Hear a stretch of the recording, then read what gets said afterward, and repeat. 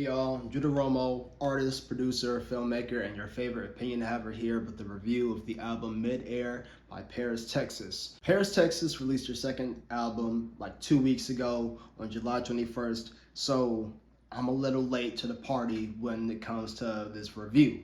Now, not because I've been lazy, even though I have been, but I just realized this album came out yesterday. I'm not gonna lie.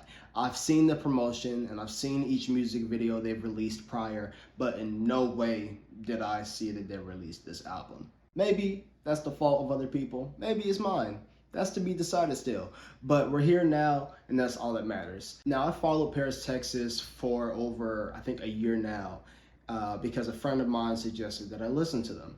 And ever since then, I've liked their style of music. Only thing I was really disappointed with was that their discography was limited and I always wanted more. So naturally made me excited for what's to come as I saw that they had potential with the personality and flair they exuberate throughout their debut album, Boy Anonymous.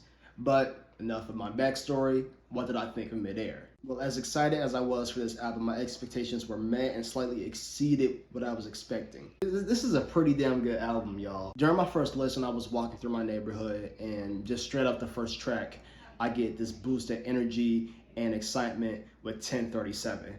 And they're able to keep this high octane vibe for a lot of these songs. It made me feel rebellious, punky, and energetic, but really just feels like a breath of fresh air, and that's what I appreciate. There are a few songs on the album that aren't as in your face and more mellow, but it never feels like that it's taking away from any of the other tracks. And I've heard a lot of people say that their issues with the album is that they sound a lot like Brockhampton and that they're just trying to be other artists. And although I see the similarities of the artists that they bring up, I still think that they have their own identity with the album that they made here. I think there are a lot of moments to where I saw hints of other artists in these tracks. Like for a split screen, I felt a hint of Yeat, Cardi, or Lil Uzi in this production. I even felt Baby Keem's voice inflections a little for a lot of these tracks, but it didn't feel like that they just completely stole it from Bro. Now let me not meat write this album all day long because I don't think it's perfect. I think after you get halfway through this album, it starts to lose steam and it makes me say to myself, wait, weren't y'all doing this like a few songs back? Like, am I tripping? Specifically once you get to Everybody's Safe Until, I felt like they weren't really doing anything new for those three tracks. Not to say that it was bad, but just to say that, like, I don't know. Like, it's not like I was getting anything new. It's just like, okay, yeah, I'm hearing the same thing. I like it, but what else do y'all have to give me? And that's the same thing for the three tracks that precede Everybody's Safe Until. But it picks right back up with Full English featuring Tizo Touchdown. And also, can we just take a second to just appreciate Tizo Touchdown? This is a great year for him. He's featured on a bunch of albums. Utopia, Lil Yachty's album. Like, he's going crazy right now. This is a great come up.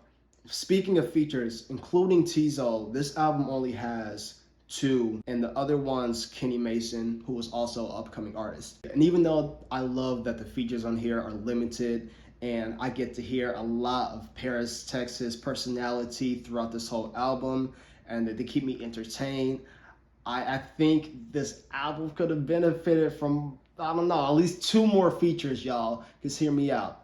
Like I said, in the middle section, it started to feel like same old, same old.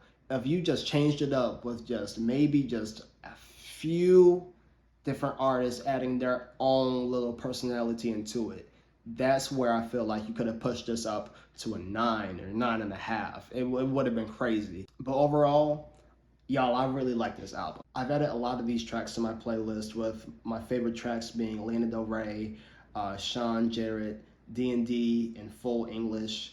They were all great. I'm really excited to see what's to come, and I can't wait to see not only what they'll add to the rap genre, but to the music industry just overall. Mid-Air is PDG, pretty damn good, and I'm giving it an 8 out of 10. Go give it a listen. Tell me what you think. Peace.